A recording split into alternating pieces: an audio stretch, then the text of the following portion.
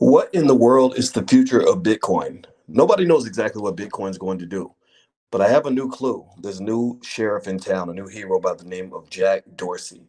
Jack Dorsey, the CEO of Twitter, has become the new superhero that I believe could keep Bitcoin relevant and make it more relevant for the future.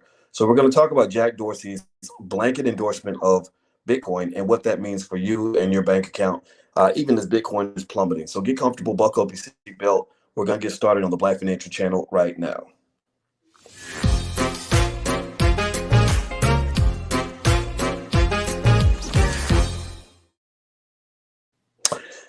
Hey, what's going on, guys? Welcome to the Black Financial Channel. That's theblackfinancialchannel.com. My name is Dr. Boyce Watkins. I am your friendly neighborhood finance professor. On the Black Financial Channel, we talk about economics, we talk about wealth, we talk about investing every single day, several times a day. But there is one condition. The one condition is that you must put the Black community first. That is B1. B in the number one means that you believe that our community should be our top priority. Instead of us solving other people's problems, we solve our own problems first. B1 means that we believe that Black people can be number one when it comes to economic intelligence within the next 50 years. B1 also means that we understand we must be one in order to be successful. If you agree with that philosophy, put a hashtag B and the number one in the chat. You ain't got to be Black to be here, but you got to understand what we're all about. I'm not a finance professor who happens to be Black. I'm a Black man who happens to be a finance professor. Now, I'm talking to you guys tonight, Jason Diamond and Gene and Precious and Itty and Vincent and Max Jerome. What's going on, my brother? I am talking to you guys late on a Saturday night because I want to tell you about something I just read about Bitcoin. Give me a yes or no if you've been following Bitcoin, if you've noticed the drop in Bitcoin. Bitcoin dropped again tonight. It actually went down another 5%. Now, is that permanent? No, nobody knows. Nobody knows how permanent that is one way or the other. But I know right now it went down 5%. For this week, it's down 6%. For this month, it's down 38%. Now, for the year, it's up 271%. So that's pretty good. You made a lot of money on it, but there is a lot of money that could disappear very, very quickly. Let me just give you the bad news, then I'm going to give you the good news. Okay, so the bad news will come first. The bad news is that there are a lot of indicators that say that Bitcoin is probably going to go into another slumber, that Bitcoin is going to end up getting its butt kicked in the near future, that it could drop as low as 20,000 or below. A lot of the experts are saying this based on a number of factors, particularly the fact that in the media and the headlines, they're trying to make Bitcoin toxic. They're linking it to ransomware. Have you heard the term ransomware? Give me a term. Yes, have you heard the term ransomware? And ransomware is basically where they're claiming that Bitcoin is being used by terrorists to steal money from companies. And these companies are these terrorists are doing terrible things. They're hijacking hospitals. They're shutting down their whole systems and saying, give us money or your patients will die. And it's terrible, right? So they're going to link Bitcoin to ransomware, which is going to give them an excuse to step in. And for your quote unquote, for your safety, they're going to start regulating Bitcoin. It's not going to be as free as people might think. This is going to have an impact on the price most likely. The good news, here's the good news. Bitcoin has a new champion. Part of the reason Bitcoin struggled was because Elon Musk got a little flip-floppy. He got a little flimsy on his support for Bitcoin.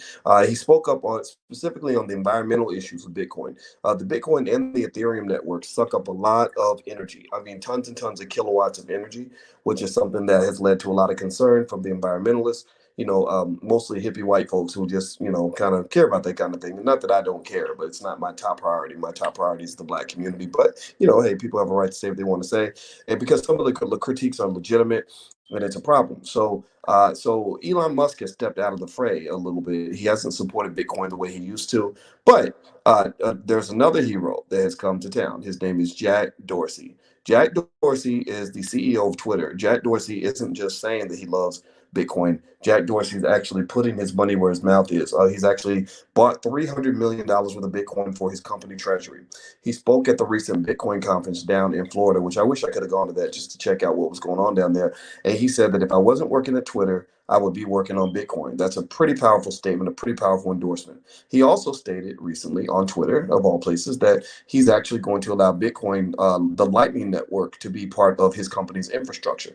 That's big. That's really good for Bitcoin. So I think that what this really says is that there are real people with real money and real power and real capital that are doubling down and invested heavily in Bitcoin. Although there's still a lot to be sort of unearthed, a lot to be kind of figured out here in the crypto space. And again, a lot of people think there's going to be a dip, that the market's done really well. You can't stay this hot forever.